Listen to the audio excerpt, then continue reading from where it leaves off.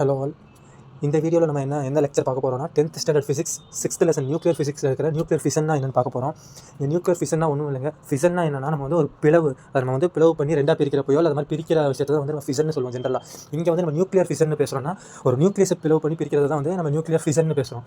சரிங்களா? அப்போ nuclear fission சொல்கிறோம்ல, அப்போ நியூக்ளியஸ் எங்கே இருக்கும் அப்படிங்கிறது நம்ம எல்லாருக்குமே தெரியும். ஆட்டமோட சென்டரில் நியூக்ளியஸ் இருக்கும். அந்த நியூக்ளியஸில் போய் நம்ம டிவிசிபிள் பண்ணணும் ஒரு நியூக்ளியஸ் அப்படின்னா நம்ம எக்ஸ்ட்ரா ஏதாவது பண்ணணும்ல. பண்ணுறதுக்கு தான் நம்ம நியூட்ரான் ஒரு பார்ட்டிகுலர் யூஸ் பண்ணுறோம் நியூக்ளியஸை டிவைட் பண்ணுறதுக்கு.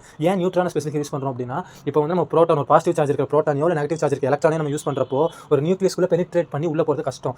ஏன்னா நம்ம ஒரு நெகட்டிவ் சார்ஜ் யூஸ் பண்ணுறோம் ஒரு நியூக்ளியஸ் நம்ம டிவைட் பண்ணுறதுக்கு அப்படின்னா பாசிட்டிவ் நெகட்டிவ் அட்ராக்ட் ஆகும். ஏன்னா நியூக்ளியஸில் புரோட்டான் இருக்குது, அதில் போய் ஹிட் ஆகிறப்போ பாசிட்டிவ் நெகட்டிவ் அட்ராக்ட் ஆகி அது பெனிட்ரேட் பண்ணி எலக்ட்ரானால் உள்ளே போய் வெளியே வர முடியாது. ஏன்னா பாசிட்டிவ் அட்ராக்ட் பண்ணிடும் எலக்ட்ரானை. இதுவே நம்ம புரோட்டானை பண்ணுறப்போ ஆல்ரெடி புரோட்டான் எக்ஸிஸ்ட் இருக்குது உள்ள நியூக்ளியஸில். இன்னொரு புரோட்டானை நம்ம பெனிட்ரேட் பண்ண ட்ரை பண்ணோம்னா புரோட்டான் பாசிட்டிவ் சார்ஜ் ரிப்பல் ஆகும். ஸோ பெனிட்ரேட் பண்ண முடியாது. ஸோ நம்ம நியூட்ரல் சார்ஜ் இருக்க நியூட்ரானை வச்சு நம்ம பெனிட்ரேட் பண்ண ட்ரை பண்ணுறப்போ உள்ள அதிகமாக பெனிட்ரேட் ஆகி ஒரு நியூக்ளியஸ் டிவைட் பண்ணுற அளவுக்கு பவர் இருக்குது அந்த நியூட்ரானுக்கு. ஸோ நம்ம நியூட்ரானை பெனிட்ரேட் பண்ணுறதுக்கு உள்ள நம்ம நியூக்ளியஸில் அடிக்கிறப்போ நியூக்ளியர் ஃபிஷன் ஹேப்பன் ஆகும். அந்த நியூக்ளியர் ஃபிஷன் நடக்கிறது கண்ட்ரோல் பண்ணி நடக்கலாம், அன்கண்ட்ரோலபிளாகவும் நடக்கலாம். அப்படின்னா என்னங்கிறத நம்ம பின்னாடி பார்க்கலாம். இந்த வீடியோவில் நியூக்ளியர் ஃபிஷனுக்கு ஒரு எக்ஸாம்பிள் கொடுத்துருக்காங்க. நம்ம புக்கில் என்ன கொடுத்துருக்காங்கன்னா யுரேனியம் 235. யுரேனியம் 235 ஒரு காமன் யுரேனியம் நியூக்ளியஸ். இதில் நம்ம ஒரு நியூட்ரானை போய் ஹிட் பண்ணுறோம். சரிங்களா? அப்படி ஹிட் பண்ணுறப்போ இந்த மாதிரி நம்ம இதில் புக்கில் பார்த்துருப்போம். யுரேனியம் 235 நம்ம ஒரு நியூட்ரானால் ஹிட் பண்ணுறப்போ நியூக்ளியர் ஃபிஷன் நடக்கும் அப்படின்னு சொல்லிட்டு. யுரேனியம் 235 ஒரு நியூட்ரானை நம்ம ஹிட் பண்ண வைக்கிறோம். ஸோ ஒரு நியூட்ரான் யுரேனியம் 235 ஹிட் பண்ணுறப்போ என்ன ஆகுனா நியூக்ளியர் டிவிஷன் நடக்கும். அதுதான் நம்ம ஃபிஷனில் பார்த்தோம் இல்லையா?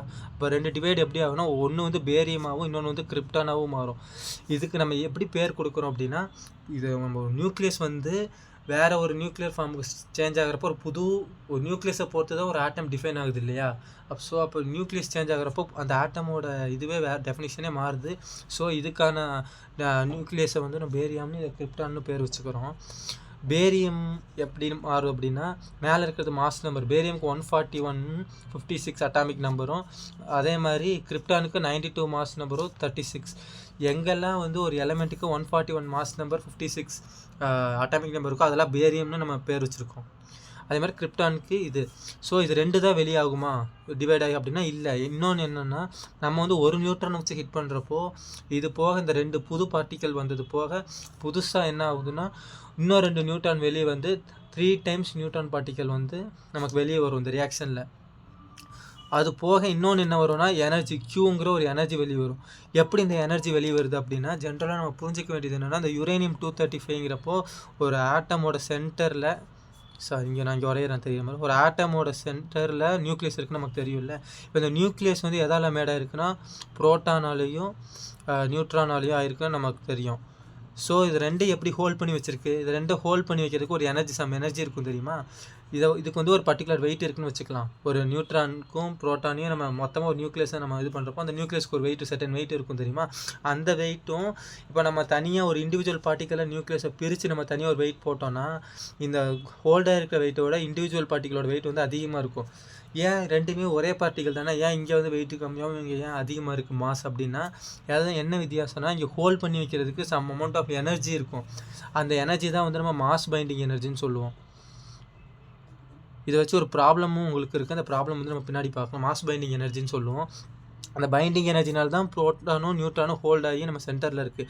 இப்போ நம்ம அதை டிவைட் பண்ணுறப்போ அந்த மாஸ் பைண்டிங் எனர்ஜி எனர்ஜியாக வெளியே வர்றப்போ அந்த கியூன்ற ஃபார்மில் வெளியே வரும். இதுதான் ஸ்டேபிள் நியூக்ளியர் ஃபிஷனுக்கு ஒரு ஈக்குவேஷன். இதில் முக்கியமாக போட வேண்டியது என்னென்னா, ஒரு நியூட்ரானை யுரேனியம் 235 ஹிட் பண்ணுறப்போ 2 புது நேச்சர் இருக்கிற நியூக்ளியஸ் கிடைக்குது. அதே மாதிரி வெளியே அவுட்கம்மை ஒரு 3 நியூட்ரானாக வெளியே வருது, ட்ரிபிள் நியூட்ரானாக வெளியே வருது சம் எனர்ஜியோட.